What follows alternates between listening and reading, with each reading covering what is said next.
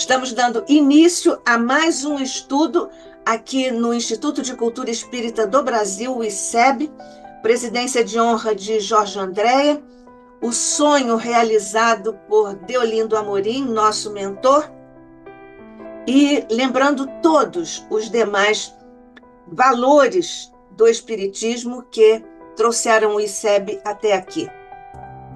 Por isso, Jesus, com todo o esforço sincero de tantos corações, visando a divulgação da tua mensagem no mundo, o teu evangelho de luz e a codificação magistral de nosso querido codificador Allan Kardec, ao te agradecermos, Jesus, a bênção de aqui estarmos na condição em que estamos, te rogamos bênçãos muito especiais por sobre todos os nossos irmãos que atravessam duras provas e expiações em tantos quadrantes do mundo que tão amorosamente diriges.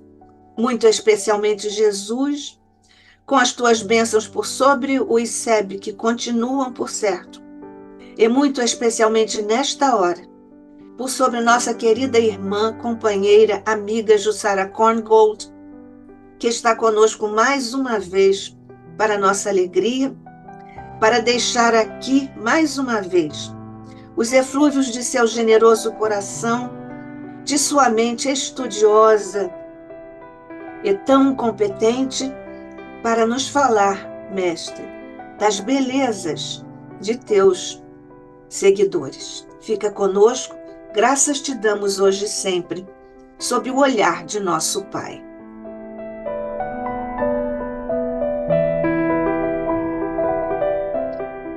Então, nós estamos dando continuidade à nossa programação, recebendo, reafirmamos, Jussara Korngold, que é secretária-geral do Conselho Espírita Internacional, ex-presidente e atual vice-presidente da Federação Espírita dos Estados Unidos. É fundadora e presidente do Grupo Espírita de Nova York. Palestrante, escritora e tradutora espírita.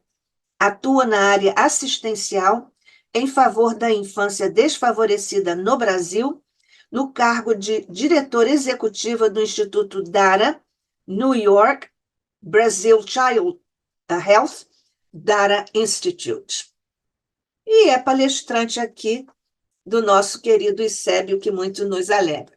Jussara vem hoje nos falar sobre um seguidor sincero de Jesus em nosso projeto Figuras de Amor a Jesus e Kardec.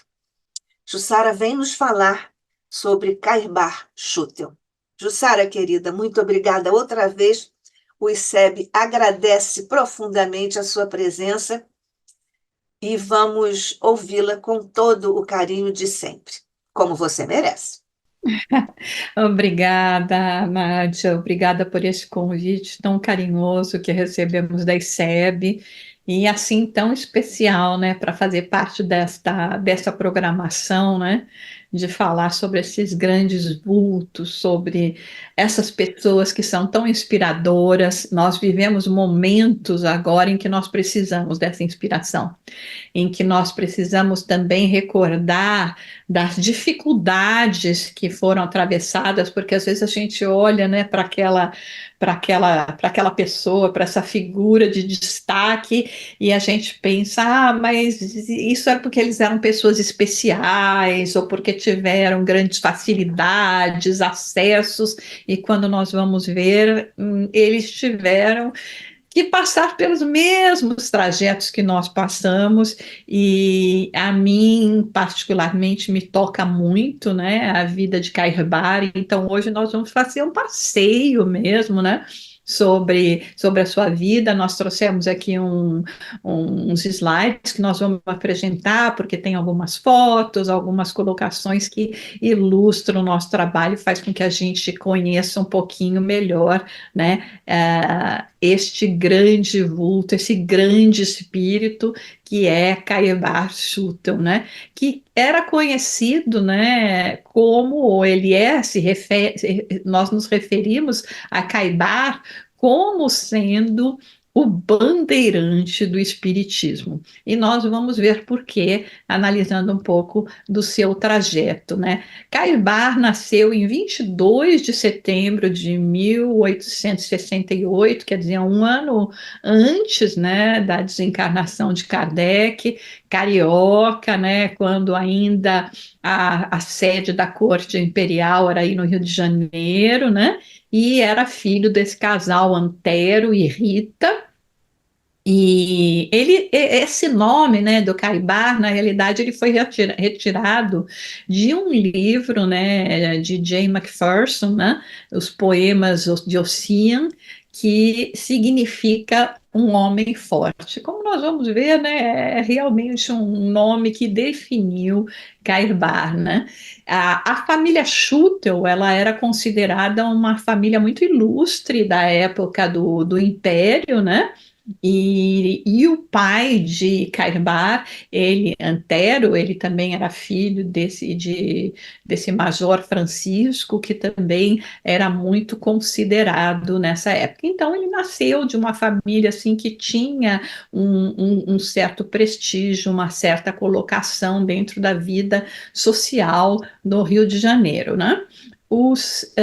Ele era católico, né, nasceu, foi batizado aos 7 anos de idade, ele tinha muita devoção ao catolicismo, mas a partir de uma certa idade ele começou a ter a visita constante dos seus pais, que faleceram quando ele ainda tinha menos de 10 anos de idade. Então, esses são seus pais, Antero, Rita Carolina, né? Nós vemos aqui o nascimento de Caibar, e quando eles se casaram é que eles foram morar no Rio de Janeiro. Então, nós vamos seguindo aqui os anos 1875, né, mostra aqui que a família toda Schutel, artigos que temos, né, mudou-se para morar no Rio de Janeiro. Caibar, nessa época, tinha 7 anos de idade. Em 1876, o pai de Caibar, ele era negociante de imóveis, mas ele tinha uma vida muito desregrada e acabou causando grandes prejuízos à família, desafortunadamente, nessa época, né? Em 1877, que Caibar, com 8 anos de idade, ele perdeu em abril, teve a morte do pai, e em setembro a morte de sua mãe. Então, no mesmo ano, com a diferença de alguns poucos meses, ele ficou órfão de pai e mãe. E ele foi então morar com seu avô. E aqui a gente faz um destaque, né, de como a mãe de Caibar o educou. Então ela dizia a ele que eu quero que você seja assim toda a sua vida, sempre bem alinhado e sem nunca dormir antes de limpar os sapatos para o dia seguinte. Então, essa disciplina, né, que Caibar aprendeu desde pequeno, mesmo tendo tido essa perda, que para uma criança de 8 anos, nós apenas vamos imaginar o quão impactante não era, né? Então, com 9 anos, né, ele ficou com a avó, mas aí estava com os avós, mas aí morre a avó também.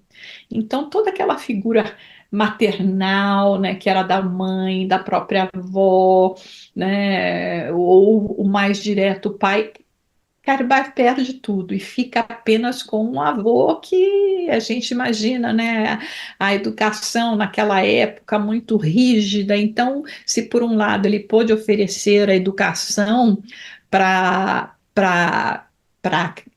Caibar, por outro lado, né, não tinha aquele conteúdo amoroso, né?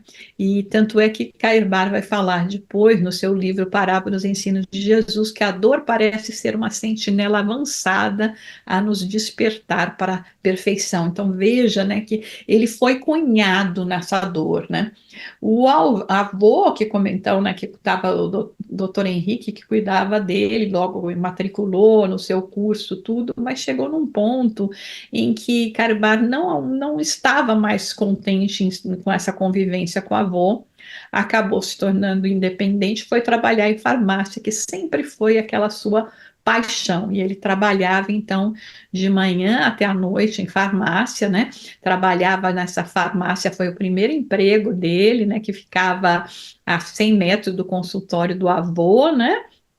E que era essa farmácia dirigida, né, na Rua 1º de Março, dirigida aí pelo senhor Granado, né? Então esse foi, assim, esse primeiro emprego impactante daquilo que Caio Bar queria fazer. Já para o ano de 1885, o que nos conta é que Caio Bar saiu do Rio de Janeiro quando ele tinha 17 anos, até por uma questão de recomendação médica, mas ainda não existe assim, existem certas controvérsias em relação a isso.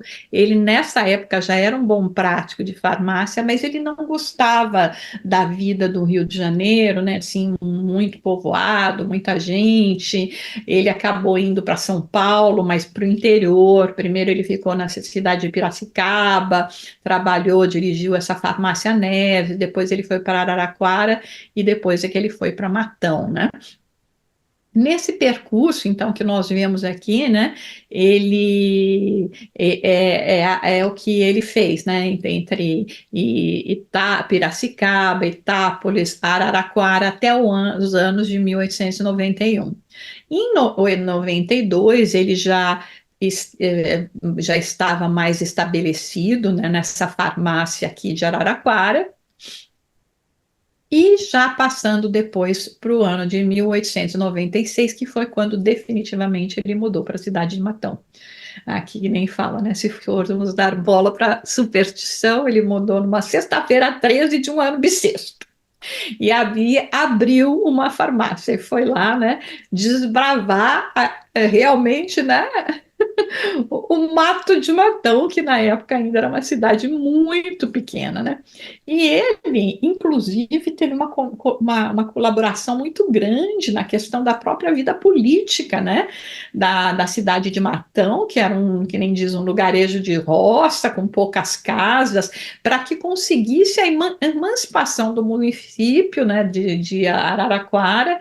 E ele contribuiu de forma tão decisiva que ele acabou se tornando o presidente da Câmara Municipal, ficou na política durante bastante tempo, né?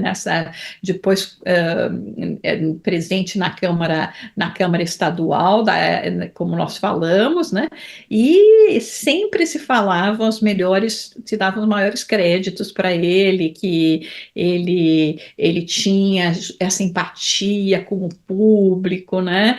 E essa questão de ele ajudar, né, na criação do município de Matão. É tão legal, né? Porque a gente pensa, né? Lembrando aquela frase, né? Floresça onde você é colocado. Aí ele chega nessa roça, né? E floresce, e não floresce ele simplesmente, mas ele faz florescer, né, a começar, né, da legalização de um município, e começa esse trabalho, então, nessa região, né. Ele tinha, apesar de ter terminado os estudos, né, cedo, ele tinha muita cultura, porque era autodidata, ele tinha aquele carisma, autoridade moral, e acabou, inclusive, se tornando prefeito da cidade de Matão por 2 vezes, né? E temos um comentário de Leopoldo Machado, né, que diz que Matão teria de perder mais tarde o político diferente, sem perder o grande benfeitor, para ganhar um apóstolo. Então é interessante, né? Porque é uma jornada muito, assim, de uma certa forma, tem uma semelhança com quando a gente vai falar sobre Bezerra de Menezes, né? Porque Bezerra de Menezes também tinha esse perfil, né, de um homem também passando por muitas dificuldades para poder formar né, nos estudos a medicina, e depois se envolver na própria política, ter todos esses posicionamentos, até que algo mais importante, né, do que a política dos homens acaba adentrando na vida desses personagens, né? Então, aqui para a gente ter uma ideia, né? Olha, aqui era um pedaço do que a gente vê aqui do município de Matão, né? e até uma foto que consta o próprio Cairbar, né? Durante esse tempo todo, a cidade tinha uma igreja, mas não tinha padre. E como nós falamos, ele era muito católico, né? Então, um padre, né, que era esse Padre Antônio aí, ele vinha do município de Araraquara, né, 2 vezes por mês para fazer a missa lá na cidade de Matão. E conta que é interessante que esse padre também, ele estava na política lá de Araraquara, e era um padre assim, muito enérgico. Então, que ele vinha para Matão e ele rezava a missa com 2 revólveres no bolso da batina. Ele tinha um revólver em cada lado da batina e vinha com os capanga, porque ele sabia das perseguições que ele tinha política, né? Então a gente fica imaginando, né, essa situação de um padre dessa natureza, né? Em 1904, esses sonhos que ele tinha com seus pais começaram a se avolumar, a se intensificar. E foi aí que ele tomou conhecimento das sessões mediúnicas, né? E havia em Matão esse senhor, Manuel Pereira do Prado, né? Que era conhecido como Manuel Calixto, que era assim, né, o espírita conhecido da região, né? Provavelmente as pessoas falavam, é aquele que tem aquelas coisas, né? Como a gente costumava dizer. E o pai de Manuel, né, disse a Caibar que fazia 2 anos que ele não fazia mais sessão espírita, porque só se comunicava espírito atrasado e que pediam missa, pobrezinho, e aí ele não tinha dinheiro para pagar as missas. Então ele parou as sessões mediúnicas, porque se os espíritos comunicavam e pediam missa e ele não podia ficar pagando a missa para os espíritos, ele ficou se sentindo constrangido. Mas aí, de qualquer forma, ele conversou então com ele, né, Cairbar, e pediu para que realmente ele fizesse esse trabalho mediúnico, e, obviamente, nessa sessão em que Cairbar trabalhou junto com ele, eles acabaram recebendo bastante orientações, e a primeira mensagem que ele recebeu foi de Dom Pedro II. Então, uma mensagem dirigida a Cairbar, né? Aí é que começa essa história do Caibar espírita, né? Obviamente existiam comentários sobre, né, comunicações frívolas, etc., né? Mas um amigo dele acaba lhe presenteando com o exemplar do O Reformador, que até hoje é publicado pela Federação Espírita Brasileira. E ele lê avidamente essa revista, né? E aí tinha os endereços, ele solicita, né, através do correio, as obras de Kardec, né, os estudos, também o livro Estudo Filosófico de Bezerra de Menezes, e ele começa, em 1 mês, ele estuda e trabalha todo o conteúdo dessas obras, e aí ele estava completamente convertido. Então é tão interessante, né, quando a gente pensa nesse começo de Cairbar, que à medida que nós fomos falando um pouco mais a respeito, né, das suas realizações, do que ele fez, né, de todo esse impacto que ele teve, né, do próprio sofrimento, da perda da afetividade na sua vida, né, da vocação a já seguir para um trabalho de farmácia para poder, de uma certa forma, estar perto dos necessitados também, aliviar pelo menos a parte dos sofrimentos físicos, né? Uma vez que os emocionais, ele mesmo tendo passado, sabia da dificuldade, né? Ele mesmo sentindo as limitações do próprio corpo físico, que aparentemente o levaram a ir procurar regiões que fossem mais benéficas para a sua saúde, mas que na realidade todo aquele plano, né, onde ele vai parar nesse lugarejo em que nem uma ainda era constituído, né, independentemente, trabalha nesse sentido, se torna uma pessoa de extrema importância dentro da região, né, porque aí já não era mais nem Matão, mas todo esse trabalho que ele já tinha feito de Araraquara, Matão que pertencia a Araraquara, e à medida que tem esse preparo, ele vai sendo cada vez mais trabalhado também no sentido dessas comunicações dos pais que o impactavam muito e levado finalmente a esses questionamentos, levado a conhecer a revista Espírita. Então, ao Reformador e depois toda a obra espírita. Então, nós vemos, né, que às vezes, né, as pessoas falam que, né, elas querem milagres, que aconteçam as coisas, e para ele, praticamente, os sonhos, que às vezes as pessoas não dão nem bola, tá lógico que você vai sonhar com seu pai, sua mãe, mas simplesmente, né, uma publicação, a revista O Reformador, que ele pegou nas mãos, e já não era época de nada de internet, né, gente? Já viu lá que tinha um endereçozinho, foi, escreveu, fez o pedido, imagina tudo isso, como é que era para que ele pudesse ter essa transformação, né? Então, obviamente, o livro dos Espíritos, uh, que abriu para ele todo esse campo filosófico, né? O livro dos médiuns, né? Que o esclareceu a respeito também de como se deve fazer a prática da, né, mediúnica, né? Sem colocar nenhum tipo de misticismo, e obviamente o Evangelho, ele como sendo católico, inclusive, que já tinha essa veia religiosa e que acabou também o transformando não só no bandeirante do espiritismo, mas também o pai dos pobres de Matão.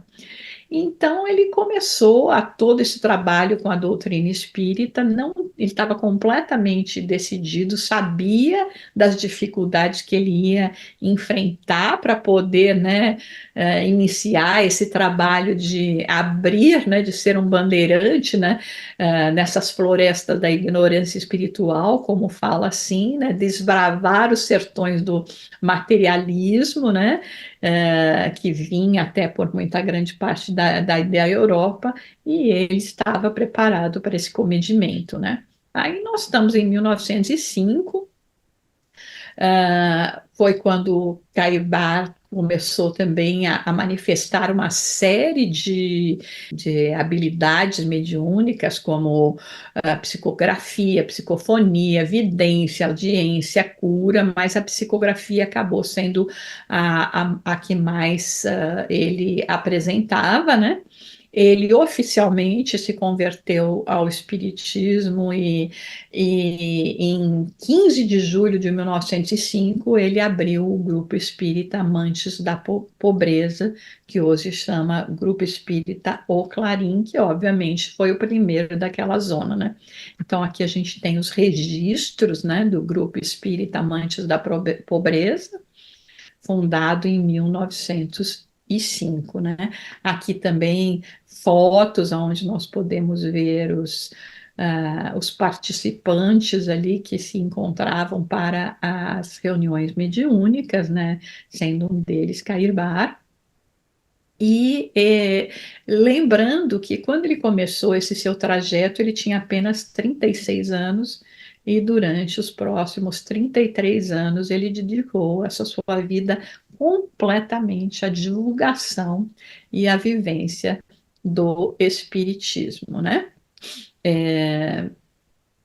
Como ele tinha, é assim, né? Esses grandes missionários, quando eles despertam na vida material, né, para a luz da verdade. E por que eu estou falando na vida material, né? Porque como espírito, sem dúvida alguma, já era um espírito que já trazia, né, em si a experiência, a vivência, né, adquirida ao longo de várias encarnações de dedicação.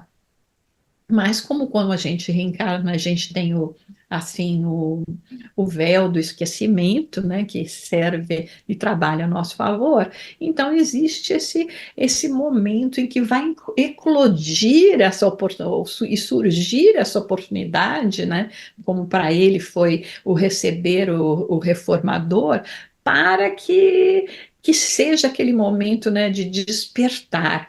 E ele realizou que foi graças também a uma publicação em que ele teve esse contato. Então, já mesmo no ano de 1905, vejam que ele abriu o centro em agosto, em julho. Em agosto, ele já estava fundando o jornal Clarim.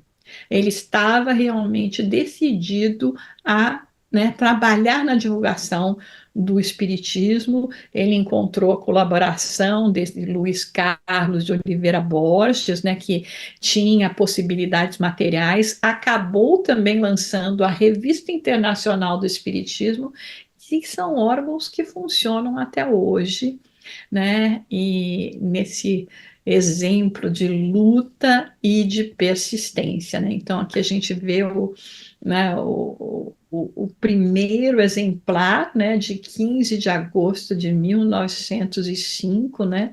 O destaque, né, para mostrar que era o momento de trazer realmente a consolação, né? Então, o espírito consolador, né? Para que ficasse claro que era esse um dos propósitos do espiritismo, né? Obviamente, dentro de tudo que ele falava, esses espíritos primorosos, aí a gente vai lembrar de novo da mãe dele, né, que falava que ele tinha que estar sempre no seu melhor, né, arrumadinho, com um sapatinho limpo, tudo preparado para o dia seguinte. Então, quando ele foi montar a gráfica, ele também foi dentro dessa linha, dessa disciplina, dentro dessa apresentação, adquiriu as melhores máquinas que ele podia, papel, tinta, para poder fazer realmente uma publicação de primeira categoria. E vemos, como falamos, né, a editora Clarim que continua o seu trabalho até hoje, com mais de 100 títulos publicados, né? E aí, como é que ele fazia, né? Ele ia pelas ruas da cidade, nos trens, fazia remessa para a cidade vizinha, mandava pelo Brasil todo esse jornal que começou a criar, a dar, assim, essa projeção. E é muito interessante todo, né, esse empenho dele, né?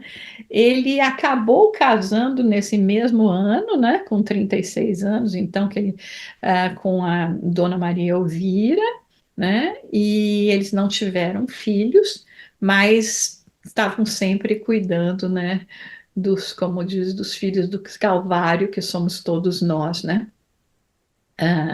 Em 1911, ele publica o primeiro livro, que obviamente causou, né, polêmica, espiritismo e protestantismo, né, onde um destaque é: as almas alimentam-se e vivem de amor e de verdade. Fora disso, sofrem e perecem. Então, só dá para a gente viver com amor e a verdade mesmo, né?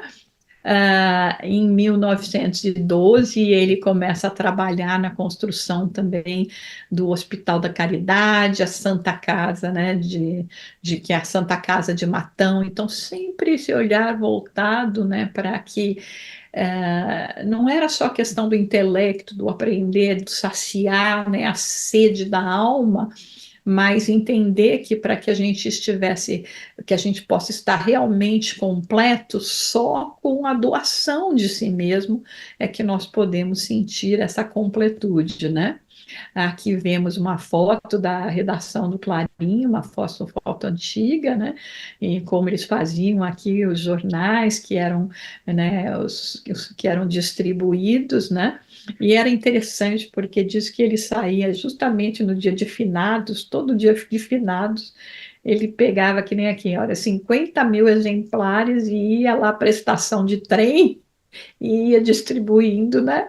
Porque achava que, né, as pessoas já na época dos finados, olha, veja aqui, né, um sábado, uma edição que diz que 26 mil exemplares foram distribuídos, né?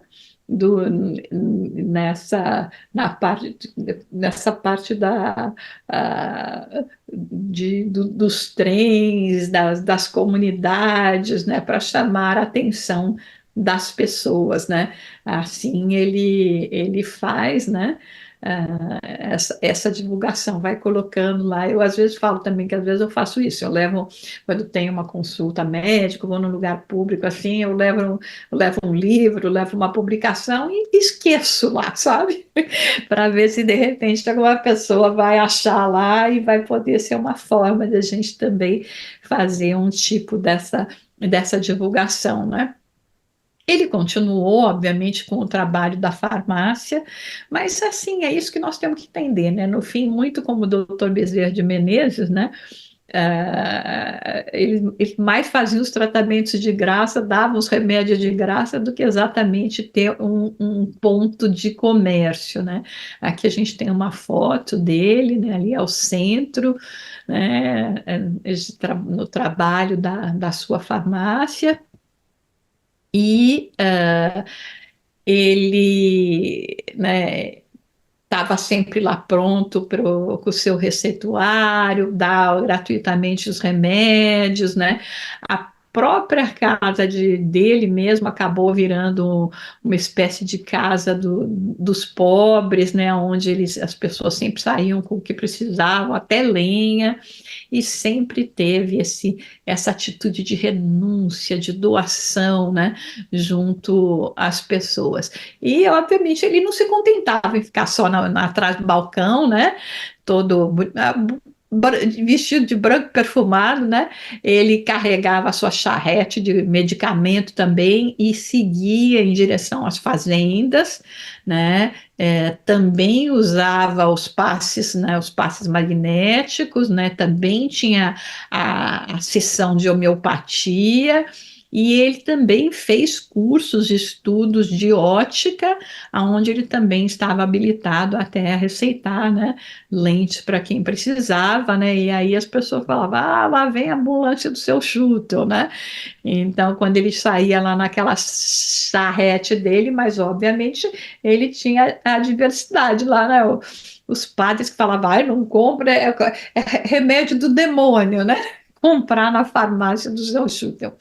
Mas, enfim, né, como é realmente pelos frutos que a gente conhece a árvore, né, os frutos que Cairbar deixou e ia fazendo ao longo do seu trajeto eram inúmeros e, indubitavelmente, as pessoas percebiam, né, de onde vinha a bondade. Mas ele não parava nisso, não, ele também ia visitar os presídios, né?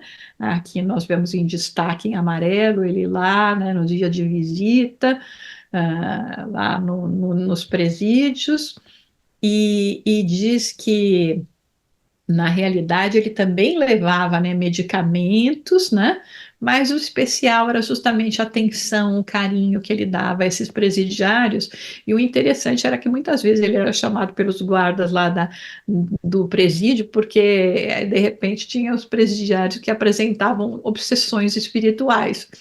E aí, né, quando acontecia essas coisas, obviamente, vamos lá chamar o Dr. Schutel para vir aqui, né? E ele ia, e muitas vezes ele pedia autorização para retirar os presos ali né, e levar para tratamento, aonde as médios, aqui essa média Dona Sinhá, que era a mais equipada para trabalhar nas questões de doutrinação também com uns espíritos, e depois, quando o preso ficava melhor, ele levava de volta para o presídio, né? E ele também recebia esses enfermos na casa dele e cuidava da saúde de todos. Então, aqui a gente vê uma foto onde ficava a redação, a farmácia, o centro espírita e os fundos da casa dele. Aí, não, né, satisfeito com todo o trabalho que ele já fez também, eles começaram a construir casinhas, né? A gente vê que aqui no fundo da casa dele tinha um espaço, começou a construir casinhas lá no fundo do terreno, onde ele colocava lá os tuberculosos, os aleijados, os obsediados, até grupo de leproso ia para lá também. E lá ele sentava e conversava com eles e fazia os tratamentos e atendia todos esses e oferecia pelo menos uma refeição para pelo menos 15 pessoas por dia. E o que é interessante, né, que o horário do almoço era às 10, né, o jantar era às 4 horas da tarde, servido lá fora, né, ali, lá fora, e o próprio Caribar também gostava de cozinhar, então muitas vezes quem preparava a comida era o próprio Caribar, e depois queria saber, perguntava para as pessoas se as pessoas estavam satisfeitas, se estava tudo bem, né? Em 1920, né, vamos ver também alguns dos contatos que ele tinha internacionalmente, né? Então é tão extraordinário, né? Quando você pensa, né, naquela época que a gente está falando, 1905, né, ali no município de interior, em Matão, mas ele já tem esses contatos, né, com Alfred Russel Wallace, né, com Leon Denis, com Charles Richer, né, o Conan Doyle, com Ernesto Bozano, né, todos esses grandes estudiosos e cientistas consagrados, e ele tinha essas correspondências e passava todo e tinha todos esses contatos com que ele enriquecia todo o trabalho que ele também realizava, né? Aqui já as oficinas do Clarim, 1928, né? E alguns artigos que a gente vê, né, quando fala do primeiro congresso de espiritismo no Brasil, né? E aí nos fala, né? A noite vem e é preciso, enquanto é dia, façamos as obras ordenadas pelo nosso divino mestre. E essa aqui que é uma que eu adoro, né? Que diz que é uma história que ele colocou lá no Clarim, né, no jornal, que esse Chateauneuf, né, um menino de 9 anos de idade, ele foi apresentado por um bispo que perguntou para ele: meu amiguinho, diga onde está Deus que eu te dou uma laranja. Aí o menino respondeu para o bispo: Vossa Reverência, me diga onde ele não está, que eu te dou duas.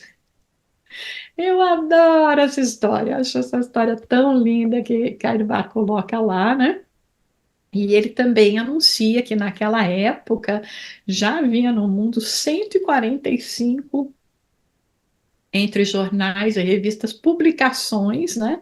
Sem contar de psiquismo, metapsiquismo, ocultismo, que tratavam de espiritismo e que já estavam sendo veiculadas. Então, veja, né, um número de publicações que existia já naquela época, ainda nos primórdios, né?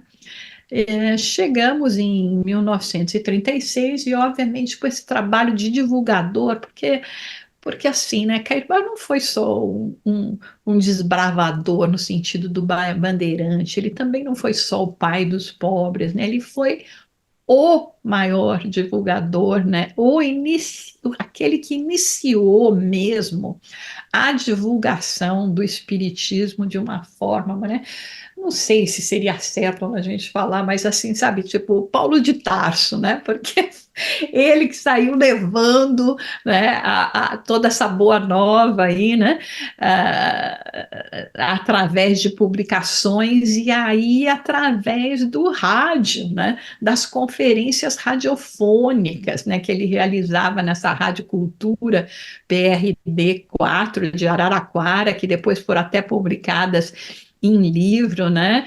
E aí, então a gente vê, né, a visão dele, né, e de já utilizar todos os meios, né, que estavam ao dispor para fazer a disseminação. Então, imagina um espírito desses, né, agora em pleno século XXI, estaria utilizando toda a mídia, né, realmente para poder fazer essa divulgação, para divulgar o bem, né? Ele é, então, realmente o comunicador, né, através dos periódicos, dos livros escritos, das palestras, né, da divulgação radiofônica, né, e que fizeram dele esse comunicador por excelência, né? Apresentou em 1938 uma curta enfermidade, uma angina do peito, e acabou falecendo no dia 30 de janeiro, né? E na sua lápide se encontra incluso, né, esses dizeres, né? Vivi, vivo e viverei porque sou imortal. E ah, aí nós vemos o que foi falado sobre ele, né? É absolutamente impossível em Matão falar-se que, quer da nossa história passada, quer da nossa história odierna, sem mencionar Caibá Schutel. Ele foi para Matão um dínamo propulsor do seu progresso, um arauto dedicado e eloquente de suas aspirações de cidade nascente. Mas mais do que isso, foi o homem que, como farmacêutico, acorria com seu saber, com a sua caridade, a cabeceira dos doentes, naqueles tempos em que o médico era ainda nos sertões, que aves raras, né? É difícil de se encontrar.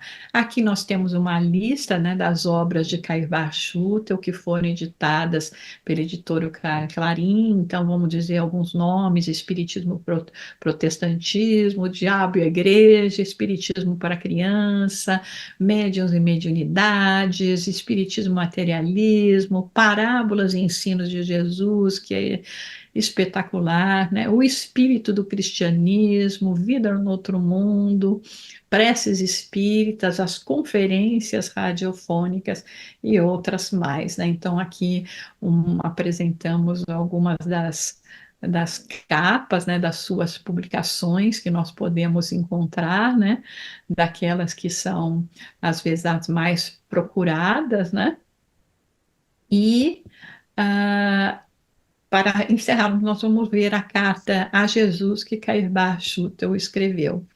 Meu Mestre e Senhor Jesus, louvado seja o seu Santo Espírito. Nos momentos penosos da minha vida, tenho me apegado contigo e nunca deixei de merecer a tua misericórdia. Nos momentos de alegria e abundância da minha vida, nunca deixei de te render graças e cantar louvores ao teu incomparável Espírito. Ajuda-me, Senhor, nas minhas deficiências. Preenche as minhas falhas, enche os meus claros com o teu beneplácito e não permitas que pelos meus defeitos seja a tua doutrina escandalizada e a tua palavra maculada. Sou teu discípulo e te amo como o cão fiel ama ao seu dono. Sou criança ignorante, tem compaixão de mim. Abençoa todos os espíritos, meus irmãos, que me sustentam e dai-lhes forças para que operem comigo o teu amor. Louvado seja Deus, o nosso Pai Celestial, a quem conheço, Senhor, por teu intermédio, e a quem amo e adoro, se guardo o teu preceito. Então, esse era Caibar, né? Um homem que soube ser grande dentro da sua humildade, que se escondeu atrás de seus feitos extraordinários com sua simplicidade, que soube se conduzir no mundo, defender a doutrina e propagá-la com todo esforço, carinho, sabedoria e amor. Palavras de Hugo Gonçalves, né? Aqui nós temos um pouco mais, algumas fotos que nós podemos ver Caibar, um busto que foi feito dele, a exposição que existe lá em Matão, com a sua máquina de escrever, com algumas das suas publicações, né? Aquilo que ele usava na farmácia, o rádio, né, da época, né, de Caibar, algumas receitas, e onde a gente pode ver desse projeto memorial, né, de Cairo Bachuto, que nós podemos, inclusive, visitar que é na redação de O Clarim. E assim nós encerramos, né, essa pequena homenagem, né, e essa pequena conscientização, né, e é muito importante, né, porque aqui o nosso, sim, nós quisemos trazer um pouco dos, né, os dados biográficos, porque nós conhecemos tão pouco a respeito desses grandiosos espíritos e aqueles, né, que vieram começar o trabalho, pavimentar essa estrada que hoje a gente tenta seguir, né? E como nós dissemos no começo, achando que para eles foi tudo fácil, ou que assim, que eles eram espíritos especiais, não pensando, né, nas dificuldades, na adversidade que eles tiveram que enfrentar, né, em épocas onde existia muito mais preconceito, né? Então, há muito mais dificuldade de recursos, especialmente para divulgação, e aí ele conseguir montar uma gráfica, fazer um periódico, colocar uma revista internacional, né, que ele já tinha, então nessa revista internacional, saindo esses artigos, desses contatos que ele tinha, aí não parou por aí, não, nós temos que entrar nos lares das pessoas, nós temos que levar essa luz, né, porque ele verdadeiramente conseguiu, né, seguir aquilo que nós temos na mensagem do Espírito Verdade, no capítulo 6 de O Evangelho segundo o Espiritismo, né, que nos fala, né, que é o amai-vos e instruí-vos, né, ele realizou esse papel da instrução, porque através dos, né, da mensagem escrita, ele trazia essa instrução, ele compartilhava aquilo que acontecia, através das suas conferências, das suas falas radiofônicas, mas ele também viveu o lado do amar, quando, né, fazia, utilizou-se do seu talento, né, de farmacêutico para cuidar das pessoas, para, né, orientar as pessoas tanto nos processos de saúde mental, espiritual, como também de saúde física, né?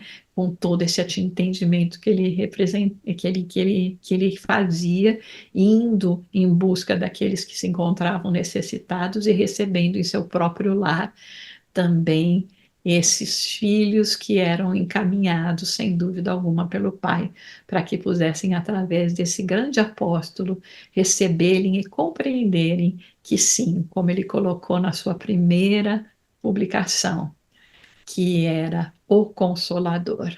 E este Consolador que se encontra neste momento também para todos nós. A nossa a nosso serviço para nos auxiliar a superarmos as dificuldades da vida, os desafios, as dores, sempre nos lembrando que somos imortais e que temos a luz de nosso Pai Celestial que brilha em cada um de nós, em cada um de nós, seres criados por seu amor e sua misericórdia. Jussara Korngold, muito obrigado, está o ICEB, e eu particularmente muito obrigada a você mais uma vez, não só por estar aqui conosco, mas por trazer, como sempre, esses estudos judiciosos revelados pela sua disciplina intelectual e pela amorosidade de seu coração. Cada vez que nós avançamos nesse projeto Figuras de Amor a Jesus e Kardec, mais encantada eu fico e, digamos assim, sem modéstia, pela ideia que certamente me foi oferecida para fazer valer a história dessas figuras abnegadas em nome de Jesus, da divulgação do Espiritismo, evidentemente do Evangelho de nosso Mestre.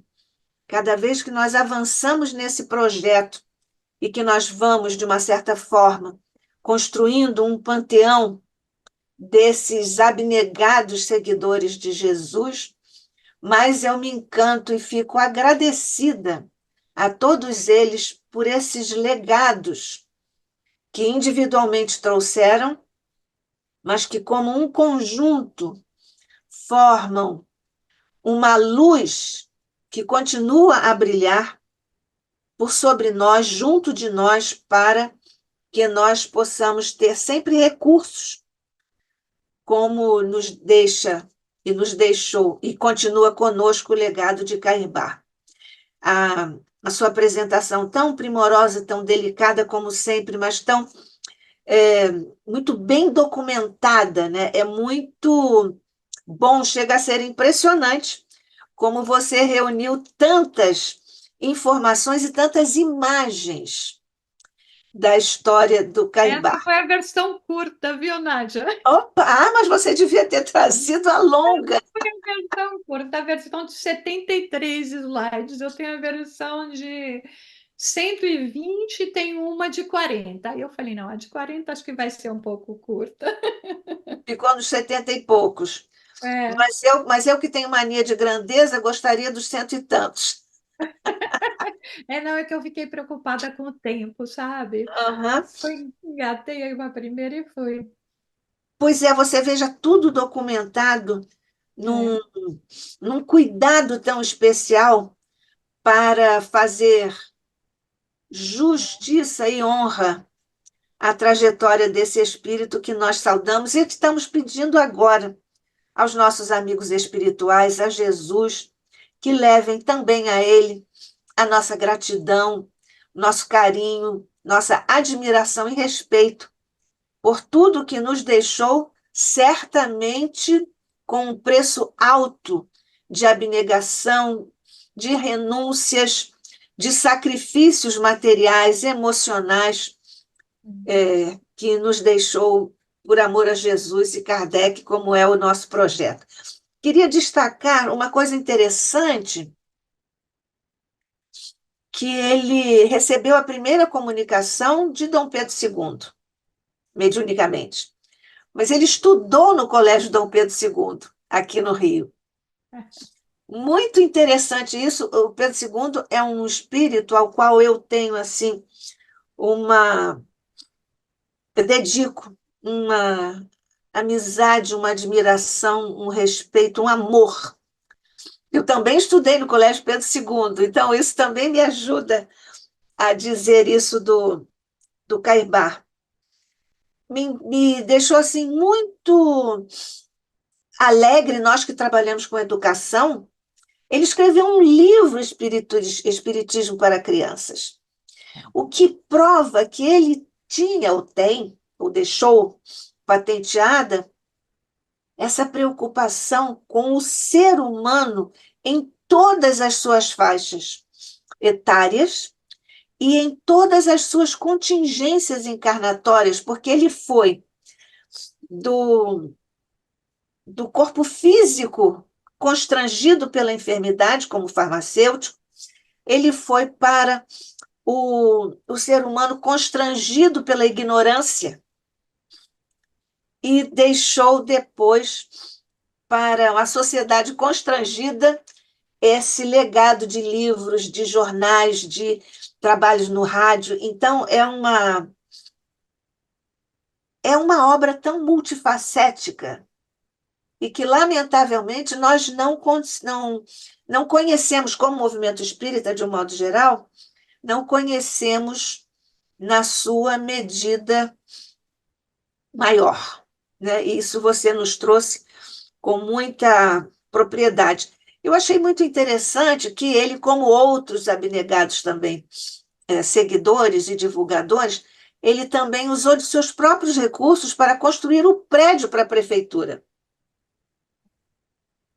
Então, essa renúncia também aos bens materiais em benefício da divulgação do Espiritismo, porque depois ele também comprou todas as máquinas e tudo para o seu parque gráfico, mas também porque ele deu, digamos assim, se é que posso dizer, cidadania a um vilarejo, porque à época Matão era um vilarejo.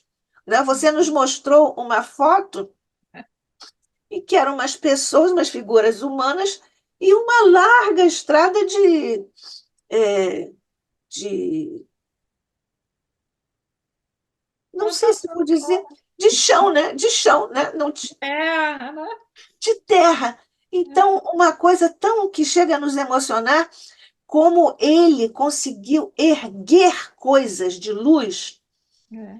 num, num ambiente inóspito do ponto de vista material, geográfico, Uhum. político, religioso, e trouxe tudo isso para nos deixar essa coisa maravilhosa que ele nos deixou. E também, como você assinalou muito bem agora ao final, você citou o capítulo 6 de Evangelho segundo o Espiritismo, né?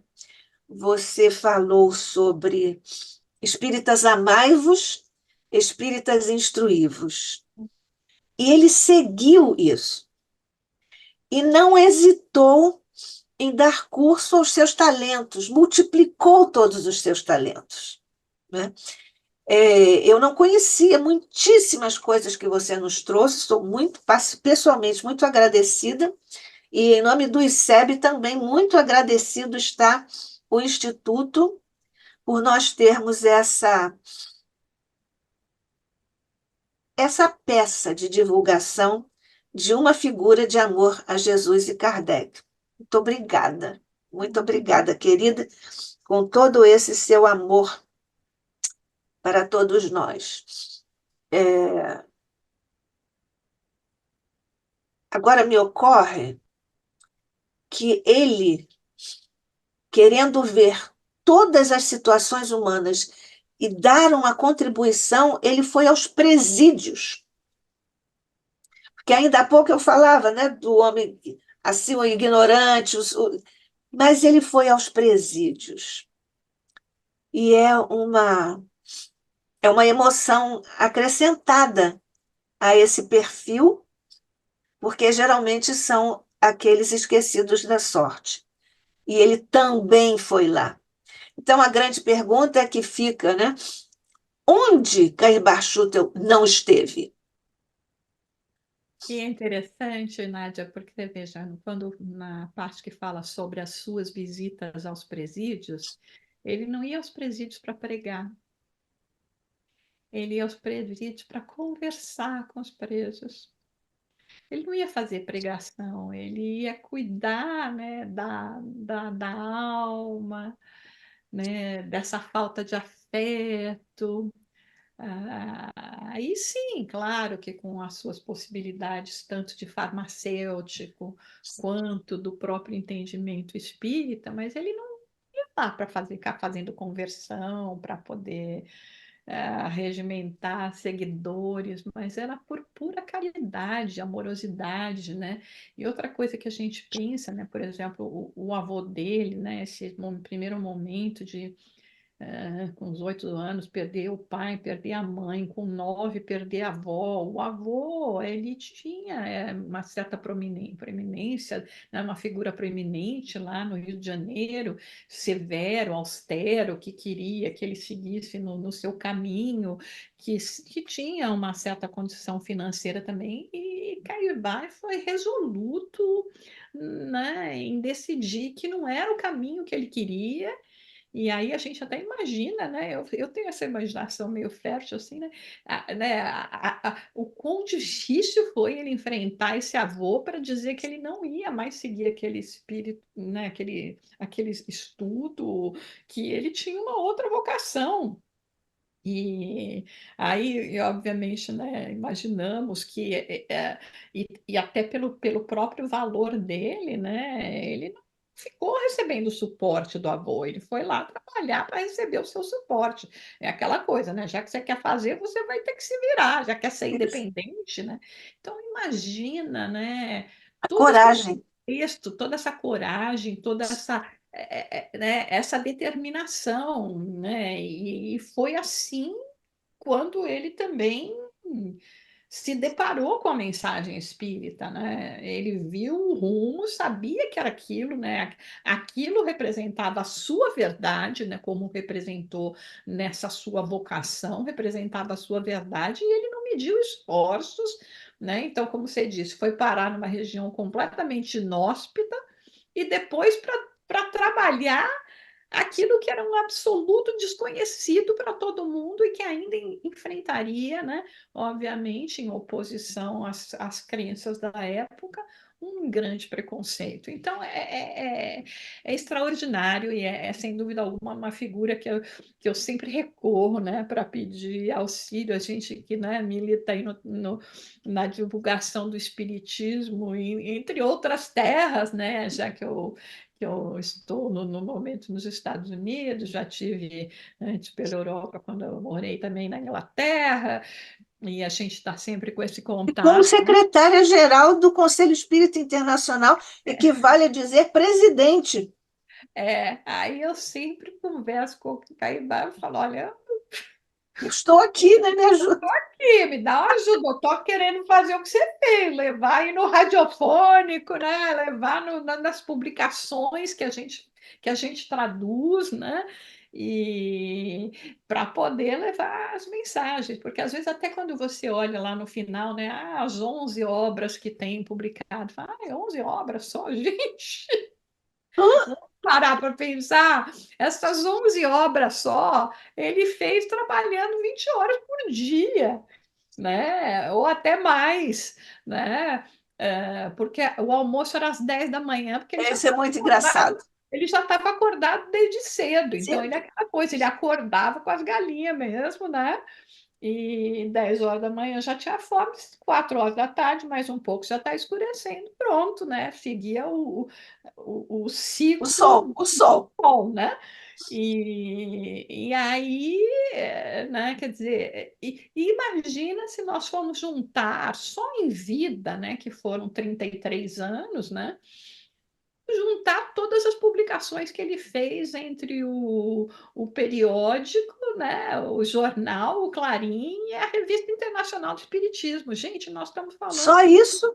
milhares e milhares de páginas de escrito que passou ou sendo fruto da sua própria redação ou da sua própria editoração, né? E você veja, quando ele não tinha dinheiro, ele ia atrás do recurso, que nem, né, para abrir justamente o, não, vamos chamar o parque gráfico, ele foi atrás do amigo que ofereceu os recursos, tudo, e utilizou aquilo da melhor maneira. Então, olha, é extraordinário, eu acho que de novo, não é para a gente olhar como algo inatingível, né? Uma figura inalcançável ou um modelo, não, é para dizer, sabe, que se a gente começar no pequenininho, a gente chega lá É um também. estímulo. E não é para o ego, é para a realização, né? Não sabe? Você também pode ser esse grande, valoroso trabalhador do Cristo, né?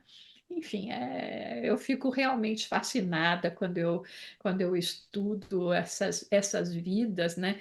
E assim, não sei se é porque eu sou muito metida também, mas eu olho e sempre falo assim: ah, não, se eles fizeram, eu posso fazer também. Exatamente. Vamos Eu em chego frente. lá, eu sei da minha pequenez, sei das minhas deficiências, mas assim Sabe das suas potencialidades. a gente começa pequenininho e vai fazendo. Então, sabe, eu acho que são esses exemplos que nos inspiram. E são tantos, né? E que seguem conosco também, nos inspirando para que a gente possa, né, encontrar a força para seguir nessa realização, né? E eu fiquei muito contente também de fazer, especialmente esse trabalho do Cair Bar, também por causa de todo o trabalho que você faz, né? Ah, querida. Nádia? E aí também na difusão, pelas rádios, por esse trabalho todo. Então, eu falei, sem dúvida alguma, né, essa conexão e falarmos um pouco mais assim sobre, né, Carimbar também está em perfeita sintonia com esse trabalho de esforço que você também sempre realiza, o ICEB, né, e enfim, assim vamos unindo, né, essas diversas frentes de trabalho que levam todas para o mesmo caminho, partindo Exatamente, sempre da mesma exatamente. inspiração que é Jesus, né? Você falava sobre isso, que sou pequenina, eu também sou muito, mas nós precisamos crescer e sabemos disso, e sabemos o caminho para crescimento, e o Caibar é mais um exemplo disso. E eu me lembro de uma frase do Kardec que eu guardo com muita profundidade no coração e na mente, e que eu cito muito frequentemente. Kardec escreveu: também o universo nasceu criança. É, Acho que isto é um deslumbramento de síntese é, do que seja a evolução, é. né? Sob todos os aspectos, as instâncias em que nós estudamos, graças à codificação, essa questão. Mas também queria, à medida que você ia falando sobre esses esforços do Caibá, eu me lembrei do padre que dizia aos fiéis para não comprarem na farmácia dele. E ele, como Kardec, por exemplo, ele também enfrentou essa resistência, né, no plano da religião. Então, também tinha essa frente Uhum. de trabalho e, digamos assim, reconhecendo, de desgaste emocional. Não é? Porque toda vez que você encontra uma força ainda mais estruturada, como sempre foi a, a dinâmica do trabalho da Igreja Católica, e aqui respeitamos sempre, naturalmente, mas sempre reagiu ao espiritismo, não só com Carbar, como Chico, como com Kardec também, que nós sabemos, que Kardec foi demitido de um trabalho porque o dono descobriu que ele era espírita. Então, tudo isso é também desgaste, também é um convite ao indivíduo ratificar, reforçar a opção que escolheu esse espírito, né? Tendo como hoje está na moda dizer foco. É. Ele desenvolveu foco limpando o sapato antes de dormir, graças à avó dele, né? Então, um encantamento, hein? A mãe, a A mãe. mãe, a mãe, a mãe. É, Então, é uma coisa muito emocionante, muito emocionada. E eu também lembro que você também nos trouxe aqui uma galeria de ícones do espiritismo, Leon uhum. Denis, Bozano, Conan Doyle e tudo. E ele se comunicava com eles, ainda tinha tempo para se comunicar com ele. É certo que não havia internet, não havia redes sociais, mas se houvesse, ele estaria usando tudo muito bem e para o bem coletivo, para a divulgação da mensagem de Jesus e de Kardec. Uma beleza mesmo. Você veja, né, que esses nomes não são pequenos, né? Nós estamos É o quê? falando, esses nomes não são pequenos, nós estamos falando Não, do Sir Arthur Conan não, Doyle, é uma galeria. falando do professor César Lombroso, estamos falando, né, do trabalhador nas teses de Darwin, né, que era Do Alfred Wallace, Wallace, né? Estamos falando Leon de Denis. Leon Leon Denis, Denis, né, que Leon Denis. nessa época já era uma figura extremamente respeitada, né? Imagina, nos 1915, quando ele começou, Leon Denis já estava, né, há muito tempo num auge, né? E, enfim, então, não, o próprio Charles Richer, né, PhD, né? PhD. Então, quer dizer, é realmente impressionante, né? Quando você olha e o respeito que ele recebia dessas pessoas, né? Figuras. Enfim, é extremamente inspirador e acho que a gente tem que ficar muito grata a esses espíritos que, atendendo ao chamado do Cristo, vêm realmente como missionários, né? enfrentando as maiores dificuldades, né? Porque é o mesmo, você veja, você pode fazer um paralelo com o próprio Chico, né? Também que ficou Na órfão, orfandade, não, a exatamente. orfandade, a dificuldade financeira, o tendo que se trabalhar logo para se sustentar, né? Vivendo nessas regiões que eram regiões ainda mais resistentes a qualquer ideia inovadora, né? E assim como você disse, a gente entende por parte da Igreja Católica o zelo que eles tinham que ter, né? Vai chegar alguma pessoa aí. Hoje eu tenho um olhar muito diferente para todas essas etapas da história que nós tivemos, né? Porque era aquele zelo do Paulo de Tarso, né? Que depois, felizmente, ele reconheceu cedo e mudou seu posicionamento, mas era um zelo, isso é um zelo de alguém que E uma também. lealdade, né, Ju? Uma lealdade à opção que fez, né? Isso também é grande, isso também é grande. Eu Então, sou do movimento interreligioso e reconheço tudo isso. É muito bonito, né? Nós vermos isso, muito bonito. E é, falando, você agora falou do Chico, uhum, e é muito interessante você pensar que o Chico pousou lá em Minas, num uhum, ambiente embalado como uma espécie de redoma das colinas, uhum, para um ambiente intimista, para se uhum, proteger e produzir essa grandiosidade. Mas interessante que o Chico ficou lá. Bezerra veio do Ceará, que é, também não era uma grande evolução em termos de cidade e tudo. Aí ele veio para o Rio. Aí uhum, era um exagero ficarem o Caibar e o Bezerra no Rio. Então o Caibar foi para São Paulo. E é, fizemos um triângulo, do ponto de vista espiritual, fizemos um triângulo com esses espíritos uhum, que vieram trazer luzes na divulgação do espiritismo, do uhum, Evangelho de Jesus, com esse desdobramento, não é? Do entendimento da codificação para o Evangelho, esses desdobramentos. Uma beleza mesmo. é. E tem Ju, ido numa sequência, né? Com Bezerra, com Chico, depois. Não, quer dizer, com Bezerra, com Cairbar, depois Chico, né? Chico Na idade mais madura. Não,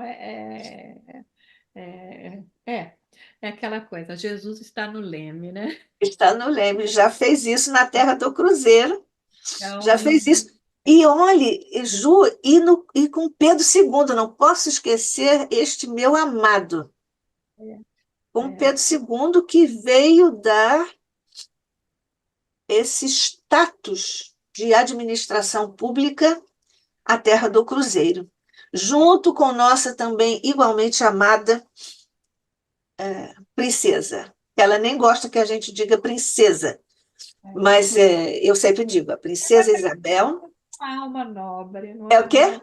ela é princesa porque ela é uma alma É uma nobre, alma não porque nobre. ela foi nobre. Ela foi nobre, exatamente. E junto com Teresa Cristina também, não é isso? A imperatriz. Esse, esse trio trabalha numa obra aqui no Rio de Janeiro, Obreiros. É uma beleza, é uma beleza. Ju, nós ficaríamos falando sobre Caibar, sobre outras figuras e tudo. Você pode continuar falando se você quiser.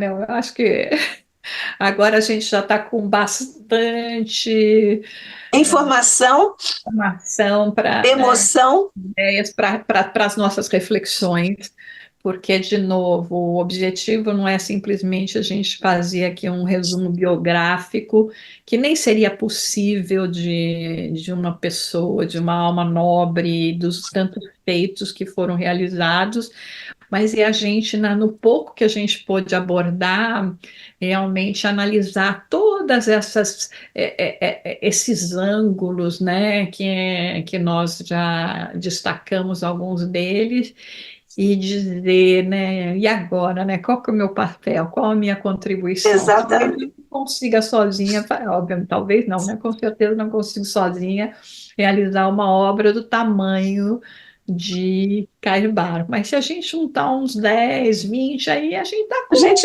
A gente vai chegando. o ego para baixo, vamos lembrar que tudo é união, né? Que nem diz, tem muito, muito trabalho para a gente compor aquilo, né? Uma imagem que tem me vindo constantemente na cabeça é a coxa de retalhos, né? E mesmo que a gente tenha assim, né, que a gente tenha a nossa particularidade, né, o meu colorido, o meu formato diferente, mas eu sozinha sou um pedacinho de trapo. Eu Agora, também.